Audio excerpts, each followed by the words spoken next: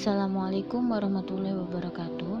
Saya Luluul Fatimatu Zuhra Agus dari Unit Kerja Mandua Kota Tidore Kepulauan.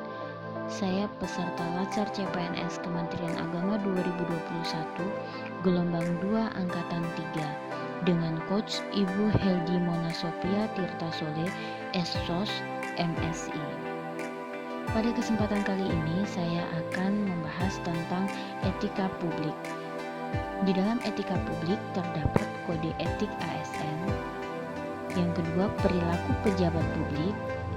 Ketiga, ada dimensi etika publik. Dan yang terakhir, bentuk-bentuk kode etik dan implikasinya. Yang pertama, ada definisi etika publik.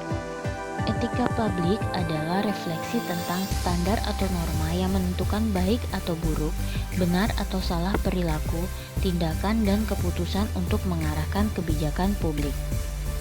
Terdapat 3 fokus dalam pelayanan publik, yaitu yang pertama, pelayanan publik yang berkualitas dan relevan. Yang kedua, sisi dimensi reflektif. Yang ketiga, modalitas etika yang menjembatani antara norma moral dan tindakan faktual. Kemudian pengertian dari kode etik itu sendiri adalah aturan-aturan yang mengatur tingkah laku dalam suatu kelompok khusus dengan sudut pandangnya hanya ditujukan pada hal-hal prinsip dalam bentuk ketentuan-ketentuan tertulis. Adapun kode etik profesi dimaksudkan untuk mengatur tingkah laku atau etika suatu kelompok khusus dalam masyarakat melalui ketentuan-ketentuan tertulis yang diharapkan dapat dipegang teguh oleh sekelompok profesional tertentu. Selanjutnya, perilaku pejabat publik. Perubahan mindset mencangkup 3 aspek penting, yaitu yang pertama, berubah dari penguasa menjadi pelayan. Yang kedua, berubah dari wewenang menjadi peranan. Yang ketiga, menyadari bahwa jabatan publik adalah amanah. Berdasarkan Undang-Undang ASN, kode etik dan kode perilaku ASN yakni sebagai berikut. Yang pertama, melaksanakan tugasnya dengan jujur, bertanggung jawab, dan berintegrasi tinggi. Yang kedua, melaksanakan tugasnya dengan cermat dan disiplin. Kemudian, melayani dengan sikap hormat, sopan, dan tanpa tekanan. Yang keempat, melaksanakan tugasnya sesuai dengan peraturan perundangan yang berlaku. Kemudian, melaksanakan tugasnya sesuai dengan perintah atasan atau pejabat yang berwenang. Yang keenam, menjaga kerahasiaan yang menyangkut kebijakan negara. Yang ketujuh, menggunakan kekayaan dan barang milik negara secara bertanggung jawab, efektif, dan efisien. Yang kedelapan, menjaga agar tidak terjadi konflik kepentingan dalam melaksanakan tugasnya. Yang kesembilan, memberikan informasi secara benar dan tidak menyesatkan kepada pihak lain. Yang kesepuluh, tidak menyalahgunakan informasi intern negara, tugas, status, kekuasaan, dan jabatannya untuk mendapat atau mencari keuntungan atau manfaat bagi diri sendiri atau untuk orang lain. Yang ke-11, memegang teguh nilai dasar ASN dan selalu menjaga reputasi dan integritas ASN. Yang ke-12, melaksanakan ketentuan peraturan perundang-undangan mengenai disiplin pegawai ASN. Selanjutnya, dimensi etika publik. Pada prinsipnya, ada 3 dimensi etika publik.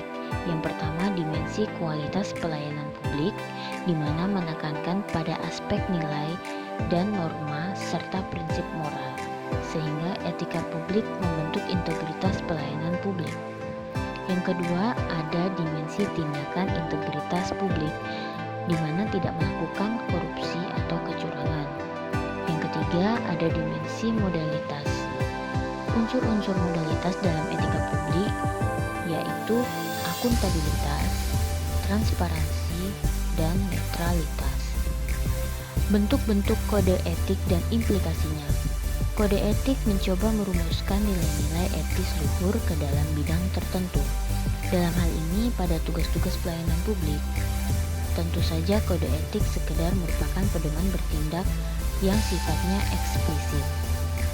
Mengenai pelaksanaannya dalam perilaku nyata tergantung kepada niat baik dan sentuhan moral yang ada dalam diri pegawai atau pejabat sendiri. Namun, karena kode etik dirumuskan untuk menyempurnakan pekerjaan di sektor publik, mencegah hal-hal buruk, dan untuk kepentingan bersama dalam organisasi publik, setiap pegawai dan pejabat diharapkan menaatinya dengan kesadaran yang tulus.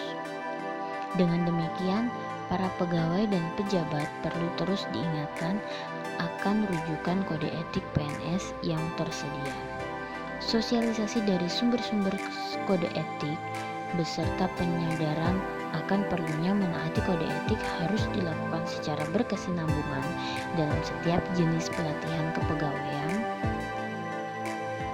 untuk melengkapi aspek kognisi dan aspek profesionalisme bagi seorang pegawai sebagai abdi masyarakat. Demikian yang dapat saya sampaikan tentang etika publik. Kurang lebihnya mohon maaf dan terima kasih. Wassalamualaikum warahmatullahi wabarakatuh.